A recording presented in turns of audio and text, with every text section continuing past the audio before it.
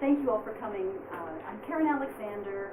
I'm the director of XR Connected, and I'm the co-president of the Pittsburgh chapter of the Virtual Reality and Augmented Reality Association, which is relatively new here in town. We're really excited about everything that's going on here in the Pittsburgh region, but also right here at Robert Morris University and the RISE Center. So we're really thrilled to be partnering with them today on this program, and we thank Pocket Nurse who sponsored this event and gave us the wonderful refreshments, and of course the RISE Center at Robert Morris University. And we have logos here of the companies who will be providing some of the demos that you'll be able to try out when we go back upstairs. I'm really looking forward to that. And can I jump in for 1 second and say we have Dawn Mangione here from Pocket Nurse, and can we thank her for those wonders?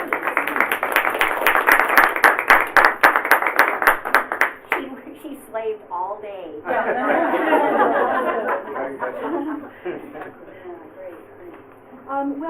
So we called this event XR and Healthcare, and I just wanted to be clear because some people get confused a little bit when they say, what's XR? People might know what VR is or AR.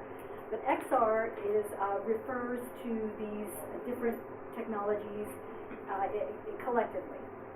So rather than having to say virtual reality, augmented reality, mixed reality, we say XR.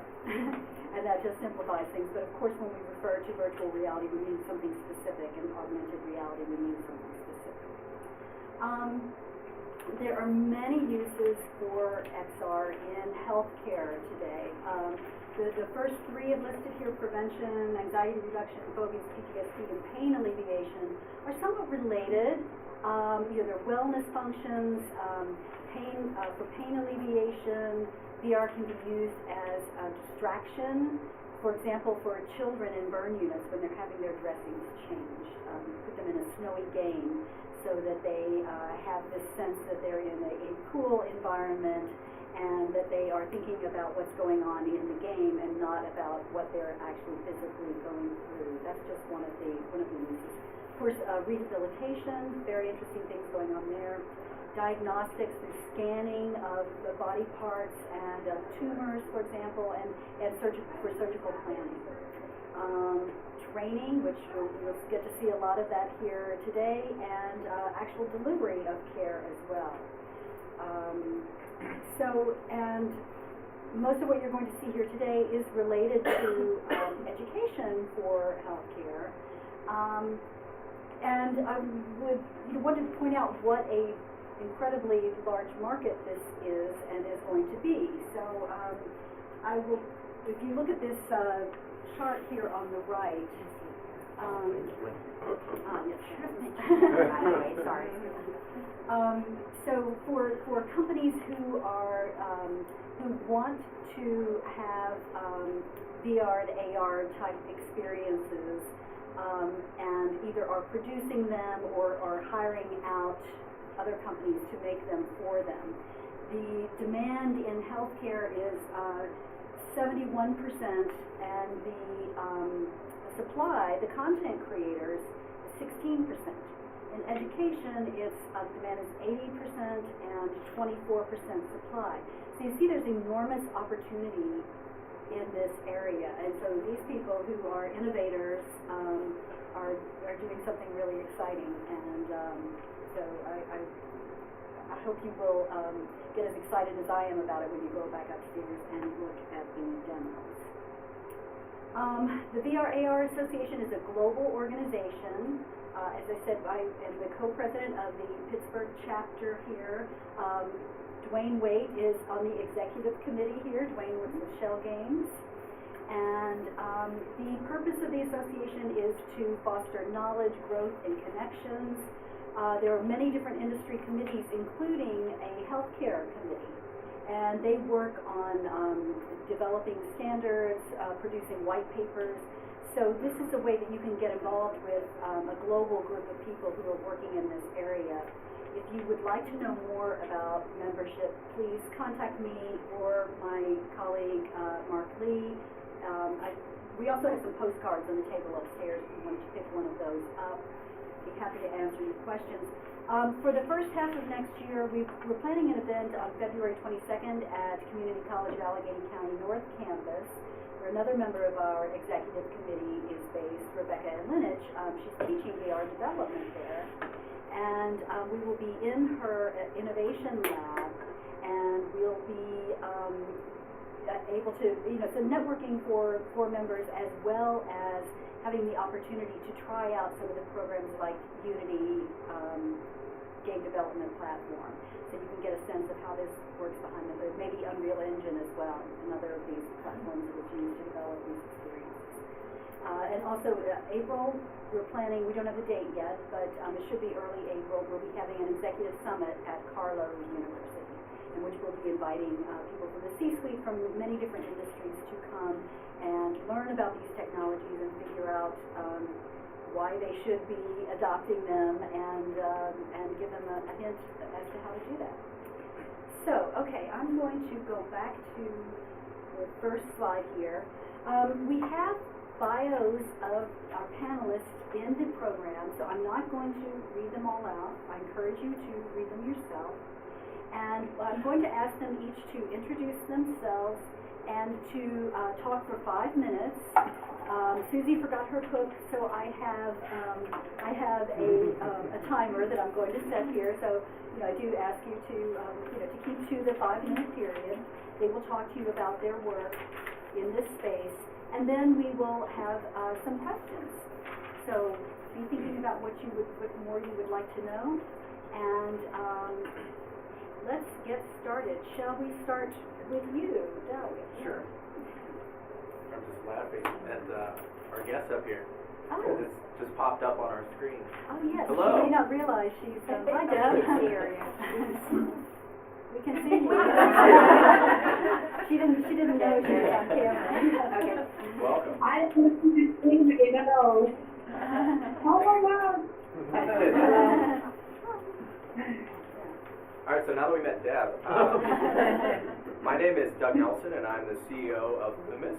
It's a University of Pittsburgh startup, and we are illuminating healthcare education with projected augmented reality. There's this spectrum from VR to AR, where VR really has great applications for cognitive learning and moving around in a virtual space, your hands, seeing your hands interacting with things, but it often lacks the physical interactions that are relevant in everyday healthcare interactions. So with our projected system, what we're doing is displaying that type of information that you might get in a VR environment on the surface of a mannequin, like a projector screen, and you can still interact with the mannequin in a natural way like you would be doing during training, but you get the benefits of the virtual reality or the computer-generated images.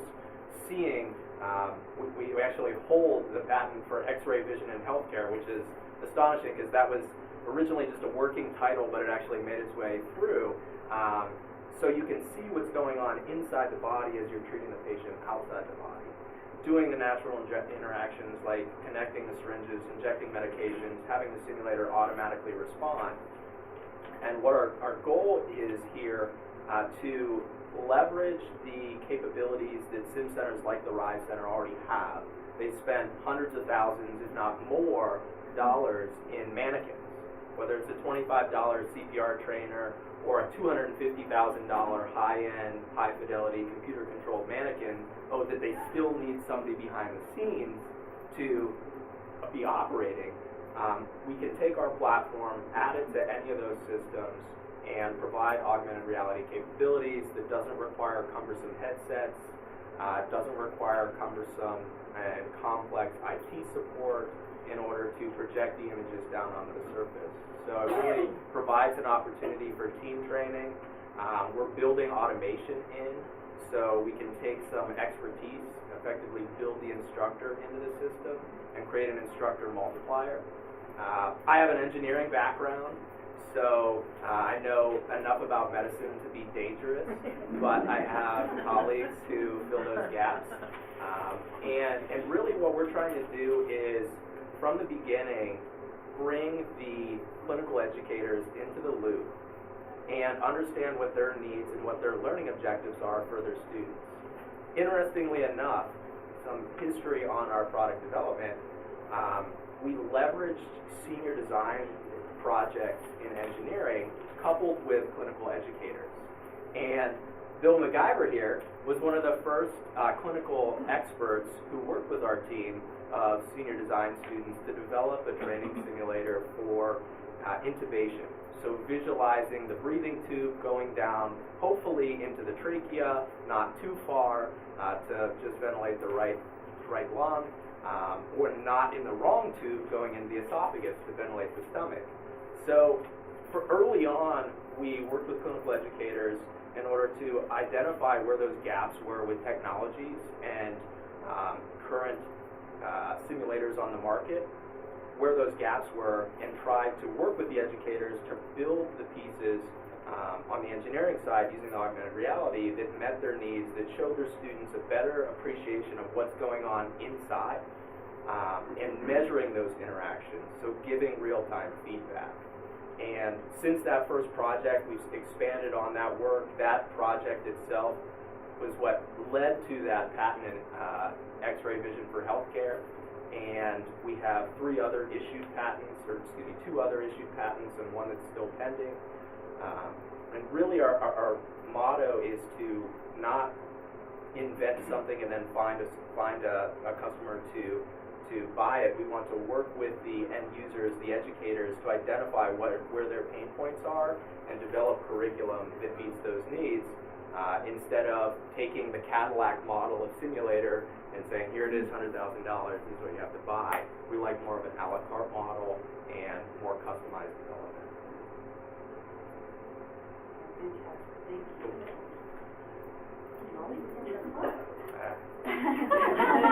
Well, hopefully I won't either.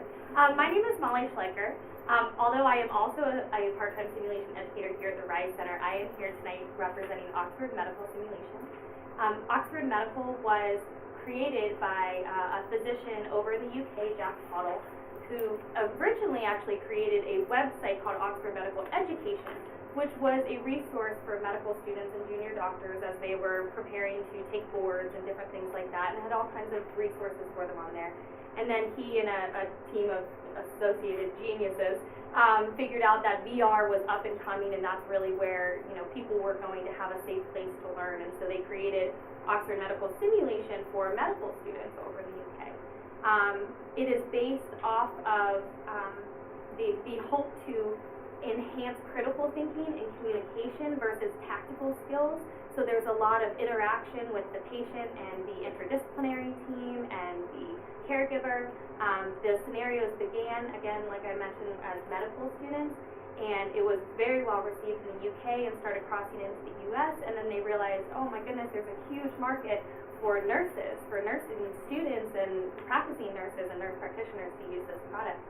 So that's actually how I came on board. I'm actually a clinical author for them, helping them to create scenarios for the nurse.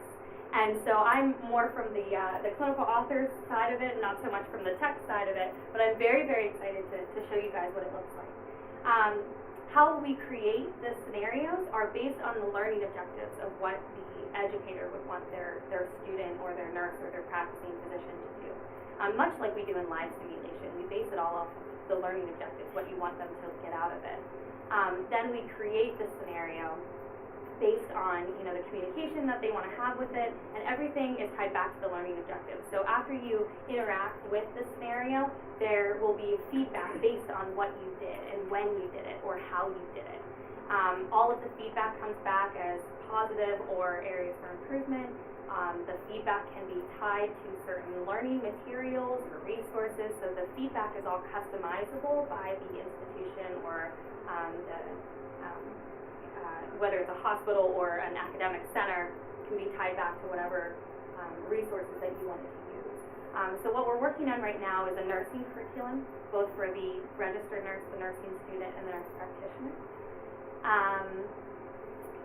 What we use is Oculus Rift, I should say. I should have started with that a little bit earlier and please get the hook ready. I'm a little bit of a chatterbox. So we use Oculus Rift as our platform, and the reason we use Oculus Rift is because we found that it was the most immersive option that we could use to really put you in the room where you can walk around the bed and you can interact. It is using the controllers so that you're looking at the patient, you're communicating, or you're assessing them. We make it as realistic as possible, which is what we love about the VR system, is that it's mimicking reality while making it more accessible. Our goal is to make it more cost-effective as well, because Doug did mention the cost of good quality simulators and sim centers and things like that, and it can really stack up. We're even thinking about the educators that are required to facilitate those simulations and debrief. So although the VR might have a bigger upfront cost, the return on investment is really, really great. We do have the capability through the feedback to, although we standardize the scenarios, the feedback makes it individualized to each learner and their different needs. The other nice thing is that the learner can then go back in and they can do it again. So maybe they did the scenario and they thought, oh, you know what, now I know what I've done wrong, I want to try that again. They go back in and they do it again. But the feedback will always be customized to what they did in that scenario, so it's still individualized. I don't know what else to say. I think that's it. Yes. Good job staying within your time. Thank you. See, threats work. Right, exactly. I didn't look. Well, my name is Arif Shirin Terlikçi. I'm the Associate Dean for Research and Outreach at the Engineering School here. Most of what I do is not really related to the medical applications, but we have been developing AR applications, and then I'll talk about a few other things. My own background, some of my students, we have looked into in the past taking medical imaging data and converting them into CAD files. So we have that expertise using a program called Mimix. I don't know if you're familiar with Mimix. So we can take DICOM files, we can convert them into CAD files. And again, at the time, for surgical planning, we were 3D printing these objects and sharing them with others.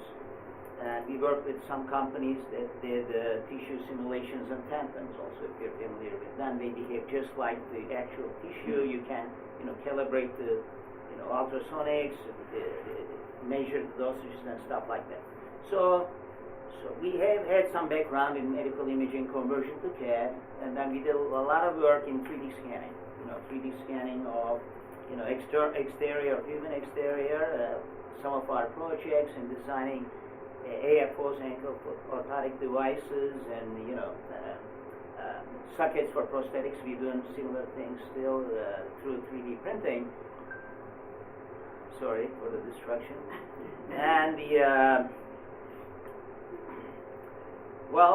had a lot of digital, imaging experience and CAD experience. We started looking into AR and VR, and then we started developing small AR apps. You'll see some of it. Naturally, they're not in the biomedical area, but I'll show you a lot of biomedical imaging if you want to stop by for a few minutes. So we started with a simple AR using markers, AR with markers. Then we moved on to doing AR apps without markers. And then we realized that we wanted to make things more interactive, and we started adding, joysticks, buttons, and things like that, the AR interfaces to make things interactive.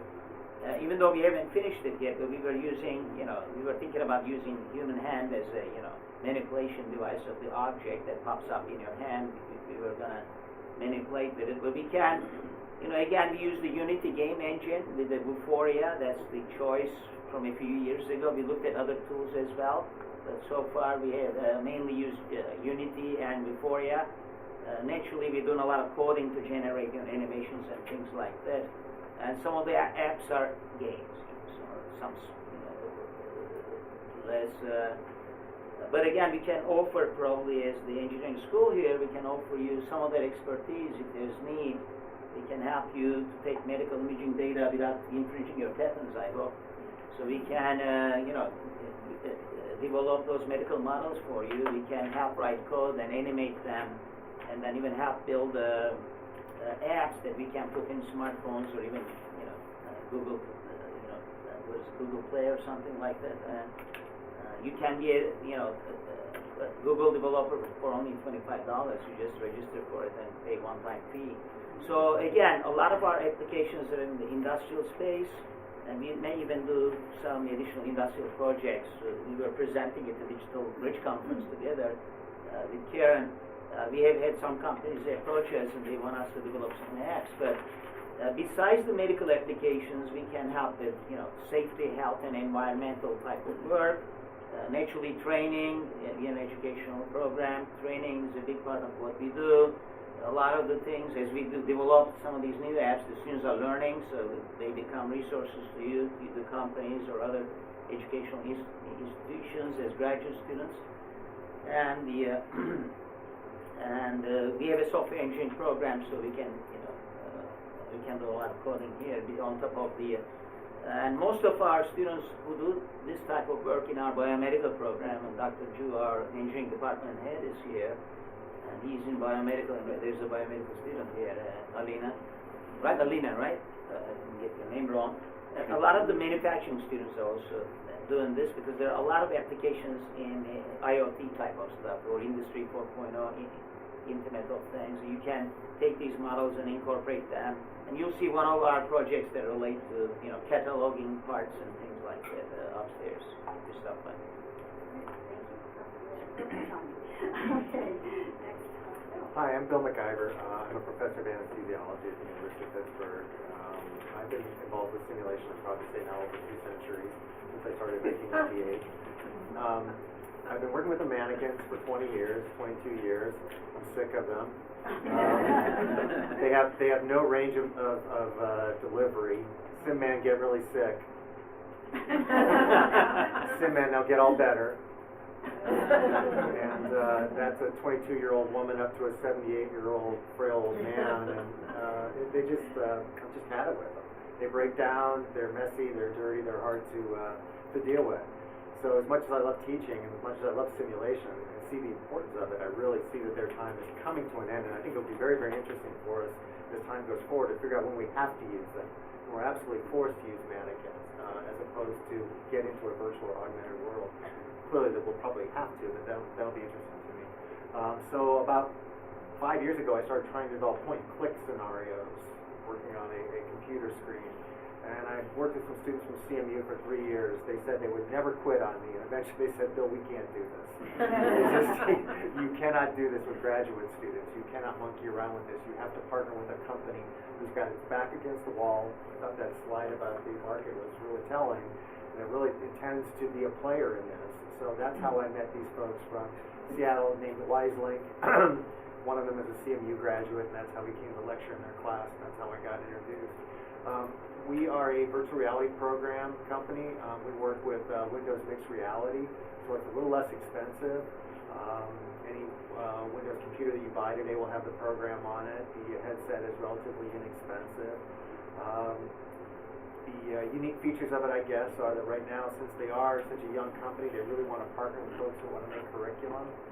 So there's a business model they have afoot as to how to make that happen and to customize scenarios to your design. We also have a platform to build your own scenarios. What we found through Wiser was we thought we were going to sell a ton of curriculum. I don't think we've ever sold one because most folks want to build their own. I think the analogy we tend to use is you want to bake your own. We'll bake the cake for you. You can frost it. So let us give you the bare bones of the scenario, and then you put the voiceovers into it, or you put the location, the equipment that you're using in your institution, whatever it makes it feel like it's really, really yours.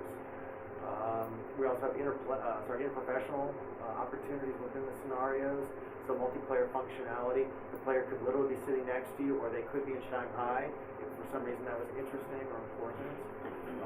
There is the same kind of feedback that you folks are talking about. I think we're all know what we need, and we're all pointing toward the same direction. I like to say there's a lot of ways to skin a cat, but only a few good ones. So we're all probably pointing at the same direction right now. It's an exciting place to be. And last but not least, hostess. So, I got involved in simulation by answering an email from a trailing spouse who was dragged by his wife to Boise State University in Idaho. And you know how you get those emails, please look at my stuff, and you delete. This day I didn't delete it for whatever reason. And he had a whole page of apps that his students had built at his former university. And when I saw the apps, I said, I him up, I said, I want to talk to you.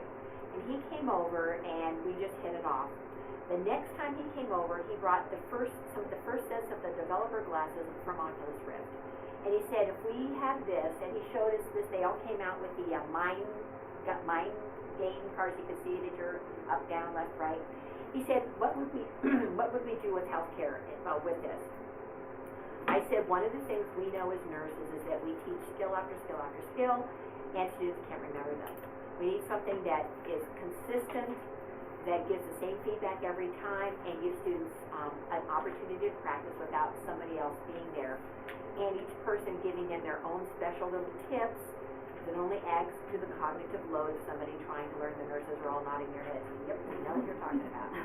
So we built a Foley calf insertion game in Oculus Rift, and Michael Zuckerberg bought the company and wiped all Oculus Rift off the map for about a year and a half.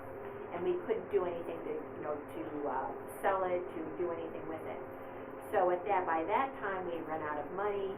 We were able to build the game. We have it here. You can see it. And our game, unlike everybody else's here, you actually use your hands in leap motion. So it's a different take on it on the same thing. We have one game. It started correcting on its own. I always love calling the developer and saying, this is now happening. And they said, that's impossible. So I take screenshots. And I say, it is possible. Click, click, and send them. And he says, it is possible. I say, that's what I thought. So that was my experience with this. And this is how I got involved and started realizing what was going to be coming and what would be possible. So I've finished talking about mine. I'd like to talk a little bit about Seminar and about virtual patients, because the people from Pocket Nurse are not here. I saw the virtual patients at the Society for Simulation of Healthcare last year. And it was a gaming platform very much like what these people are doing, the other ones that are here. You're going to have to go and compare and contrast for your own selves, see what you think, see what the pros and cons of each one are, because I haven't seen them all together in the same spot. So this is really a treat for me tonight. And then Seminar was invented by, if you were at the Anaxel meeting last year, a 27-year-old kid who went from high school to Google, worked at Google for 4 years, decided he wanted to do something more with his life, went to nursing school, quickly saw that he could help nursing school and education, and invented Seminar. So Seminar will be set up upstairs. It is a learning platform that has a 360-degree camera that allows you, and we use it on our simulations. We set the camera up in the room so that our students, if we have 3 in sim and we've got 5 sitting in the room watching on the monitor, we can now let them put on Seminar glasses with our cameras, put it in there, and they can see 360 degrees in the room with us as we're going through simulations. So hopefully Mike Ward will be home, will be here. He's finishing up his DNP in Psych Mental Health. He's been our GA in the RISE Center, and he will be running that room for us so that you can see those up. And we have some videos for you to be able to see of our students doing that. So I think that's it. That's what we'll talk about. Yes, you did not introduce yourself. Just anyone doesn't know you. Well, you have my bio. So Susie Egrid, director of the RISE Center. I did not build this place. I inherited the plan and the building from Dr. Val Howard, who then became our dean. I took her old job. I felt very comfortable taking the job because I knew the dean supported simulation. And as nurses, we all know how important that really is. And she's now gone on to Duke. So she is no longer with us, but I still get to play in this wonderful space. So It's such a nice facility. Yeah, and how great that you are hosting this tonight and bringing all of these innovations together so that we can try them out. So I'd like to open it up to people in the audience who has a question they would like to ask. If you guys don't ask questions, we may have to ask. Karen has a nice list. If we Yes, can't yes. I'll ask the first question. So much of the work you're doing seems to be without terms of business space. It's contained within the industries for training.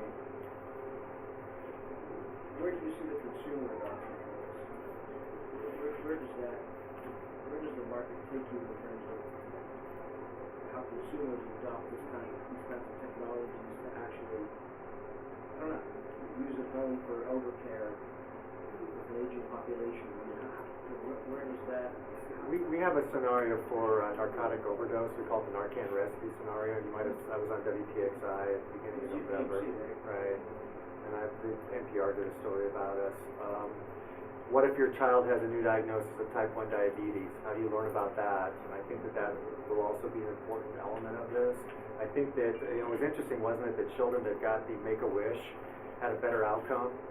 Now, there might be a fair amount of selection bias in that finding, but nonetheless, maybe the respite from being ill will be tremendously important to folks going forward. So I think there is a huge application. Can I jump in on Please. that?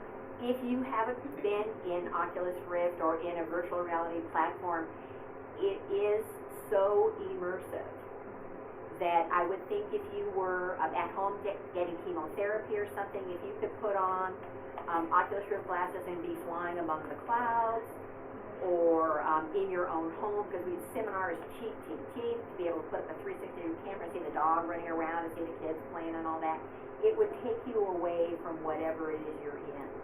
And Tim used to work with Skip Rizzo, who is out in USC, the guru of all things possible with simulation, has some wonderful papers out there for use with patients. And we just haven't thought enough about it yet, and it's still too new. There's still too many platforms popping up, and we need to go after some research funding to be able to come up with some of these fabulous uses for patients. Today, if you haven't been in those glasses, please put them on, and you're going to see immediately what we're talking about. And if you really were in a lot of pain, or if you were really afraid of a procedure or something, and you put those on, you don't care where you are. It is that good. It is that good. So just give yourself a treat today. The reason I asked that question is that you just are on the very end of the digital project for Applied. And the augmented, the AR space. And it's a consumer-facing AR product that is set inside of a durable medical equipment supply. So when they go in, they can launch the program, and the consumer, the patient, can see access of the product, the benefits, usage, and so on and so forth. This is pretty elementary, given the kind of industry this is, but it's coming. Well, I mentioned about the industrial project we may actually start working on January. It's very similar to what you're saying. So this company approached us, and they prefab some components, and they had to be assembled at a different location at the customer's place. So I think the training, that type of stuff, they're trying to minimize the quality issues, because they kept, I guess, constantly assembling the items wrong. So I think, again, a lot of the things, it may impact the customer, patient, or consumer, whatever you want to say, but even though it's industry-driven, the customer, consumer, or the patient, in this case, if it's healthcare, will get benefit out of it. I think part of the issue, too, is the user experience in setting up the system. Often we see a lot of these systems requiring advanced degrees in order to set it up and launch it. And until the systems truly become user-friendly, I don't think that they'll really expand in the consumer market. But that's happening. But I mean, Unity and Vuforia is openly available. You can watch YouTube videos. No kidding. You can. I know what you're saying, but having technical background doesn't hurt. If you're a high school teacher, you watch a few tutorials and stuff like that. You can make some sense out of this stuff. And Unity, you can use it and learn enough to build small AR applications. I mean, but I know what you're saying. I mean, for serious stuff, actually, we're not there yet. But even now, you can watch YouTube videos, tutorials, things like that. Well, we hired some folks to partner with us who are much smarter than me. I'm never going to. But there is some accessibility, though, even now, even though it's for serious stuff, we're not there yet. Yes. Oh, I'm sorry. Oh, no, that's fine. Do you mind if I say one more thing? Just on that note, kind of this isn't necessarily something that we're doing yet, but a direction that I would love to see AR, VR going in is also in family education. And so I imagine this day where maybe a mother has her 24-year-old son suddenly is diagnosed with schizophrenia, and she wants to know, well, what does that feel like so I can better understand his situation. She can be immersed in that environment and then be able to actually feel what that feels like for their family members so that they can help take care of them better. So I see that as a huge opportunity for AR, VR, for the family education. So question here? Yes, we're in discussions to, down the road, develop a sim lab. And so what I'm getting from what you're talking about here is buying the equipment, getting the funding to buy the equipment really isn't the most important or the priority. So once you get all that in place and you have the space, should we, as you're all saying, the actual equipment it gets old, whatever, what is your recommendation for the next steps for clinical scenarios or teaming up with to do augmented reality on the mannequins? What would be the next steps? I'm so glad you asked that question. Because what we tend to do is buy, and in the U.S. paradigm is if the more cost, the better it must be, buy what you need for what you're going to teach. And nursing, a lot of times it's not 3G layered all. It's going to be nursing and simulator. It's going to be GAMARD basic. It's going to be iStan. It's going to be something like that. I would not be spending tons of money on high-end mannequins right now because VR is taking over the planet. And you're going to get to see some really top-of-the-line programs here tonight. And if you were hearing that you can build your own scenarios in this, I think you spend the money on getting the training to help build and then start building that curriculum for yourself. But I would not be spending money on tons of mannequins at this point. You want to nurse along those if you've got them now, keep them going. But I think that the world is changing very rapidly right in front of us. I think the mannequin in 2025 is going to be some amorphous little critter that you can do some fun little things on, that you put an AR headset on, and everybody in the room then sees this 67-year-old African-American woman who is morbidly obese, and then they change it to a 33-year-old whatever, and this thing is highly pliable and meets your needs. And again, this amorphous little thing just simply allows you to mass ventilate it or do some other things to it. And Doug's program is running in the background, letting you look at the heart. And we tried to do that with the second and med students, going in congestive heart failure, let the students look through the chest with Doug's stuff. And there's the heart blown out, and that's why they have mitral regurg. Oh, I get it. That's why we should unload this heart. Those kinds of things. So we'll go up and see that, and that's what your company, that's what you do, and that would be our next step, is to contact. Yeah, I think to reiterate Susie's point, it's identifying what your needs are. And oftentimes, I've seen, kind of as an outsider coming in, you're offered the Cadillac version, you're not offered the bicycle that you can put add-ons to. Or I often use the reference Pimp My Ride, if you're familiar with that one, where you can add a bunch of functions and features to this beat-up old car. I think what we're looking at is identifying what your needs are and not trying to oversell, and working with you to try to identify what your learning objectives are and just meeting those needs.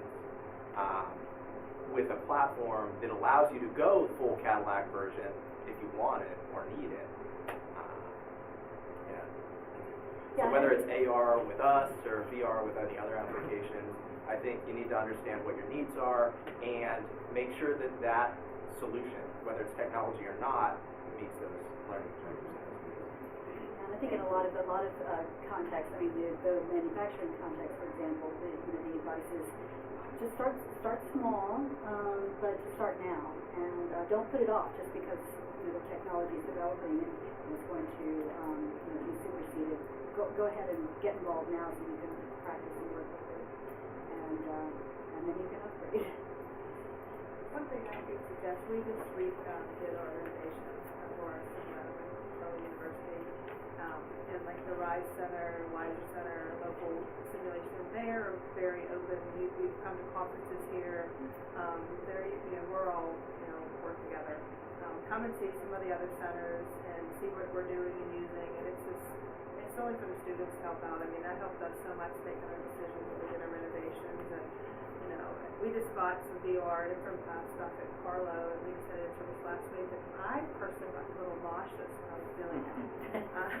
So I was just kind of thinking in the future, like, if we're doing simulations and using this, what do you do if you have a student that has a disability or gets little, like I was in the Grand Canyon walking, and all of a sudden I grabbed Bill when I almost fell, and I got a little sick. So all these different things I'm thinking about, we're looking at doing more and more. And I always think that I need to think of positive, like what could happen bad. Maybe do some AR rather than VR. Yeah. So I see many hands. So I absolutely agree where we're going with this. My question is, and you've touched on it somewhat with your product, is the tactile portion, especially for nursing students, because we're talking about a lot of visual right now. So how do you see that tactile part tying in? It's there, it's awesome. And it's really expensive. That's what I thought. This is 15 years ago. I had on a $15,000 pair of gloves that were used by a spin-off company at Washington State University that had to build a truck cab for Mack trucks that would fit a 4'9" woman, because women were starting to drive big trucks, and it had to fit the 6'9", 380-pound guy. So this spin-off company got the contract, and they had built virtual reality truck cabs, and you had to be able to drive it and shift with your feet and all this. So you put on the gloves, and they've got little pressure things in them that give little puffs of air that let you feel things. They're awesome, and you can feel things and move things. They exist. We just don't have the money for it. But I saw other people's hands up and things that they wanted to say. I think that speaks exactly what we've been talking about, though, is that, what do you want to do and what can you do? So the advantage of VR is presumably that you could assign your students to do this scenario between 5 p.m. and 10 a.m. the next time we get together. And I want you to do this and have these experiences and then talk about them and what have you. So that's what we can do right now with VR. So let's leverage that and really use it. But with haptics is coming. It Yeah. just right Yeah, now it's 'cause just where too I'm expensive for going us. with that. But come down and That's see what my thing, and you can simulation see what's is so possible. effective. The problem is you can see your hands, and for most of us, you can see your hands, but you can't feel anything. So you're dealing with, you can see it, but there's no true haptics at this point. Doug, do you want to say something about that, about the haptic? No, I think it's all about knowing what tool you want to use. And again, back to the learning objectives. VR is great for cognitive learning, understanding the cognitive processes, where you should be going with things, but it's not great for the psychomotor skills. Maybe if it's just moving around your hands, kind of like what Susie shows. But the first time I tried that, I got a little disoriented and frustrated with the interface because I wasn't physically touching something. And I think that's what we're trying to do, is develop a system that allows you to use those physical aspects and merging the VR pieces to it, so you still get that real world sense until the $15,000 gloves become $50. Which they will, eventually will. So the other thing you have to consider, I guess, is some research now that suggests that we begin to feel those things just by seeing our hands do the things. So it may not be as essential to have sophisticated tactile stuff there too to get us in the Very true, very true. I wanted to see if you knew of the research that was out there, if you're involved in studies, because that is always something that benefits, as you know, that benefits the industry and education in general, if there's anything out there. Well, you're saying very interesting, so I'm giving some ideas, but I used to work with the blind students to teach them. Actually, they were doing programming, and they couldn't visualize, like, even data structures and things like that, because they cannot visualize, right? If they didn't have any prior vision and stuff like that, they didn't have vision. So we have used some simple tactile pieces that was integrated to the project. So So maybe I'm thinking maybe something like that, simple tactile interfaces, or even AR now becomes a little bit more important because you're superimposing the digital world right on the physical world. Somehow you modify the physical interface a little bit, that you get some tactile feedback as you superimpose the digital image on the physical world. You modify the physical world as well to get a little bit more feedback. And now you, rather than just looking at maybe getting some tactile feedback. I've done one study with 10 sites, and it takes a lot. And maybe this is a really good use of the society, of the VR/AR Pittsburgh Society. Who's going to own the data? Where does it get stored? How do we get IRB approvals for these kinds of things?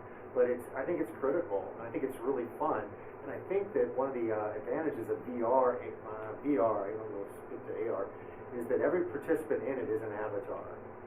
And we can mask voices well enough that I think that we can de-identify data very simply. And moreover, if the research is really a means to an end, like let's give you really objective, solid feedback after a scenario, or again, identify the places where we have to use a mannequin, or where AR is really so much better.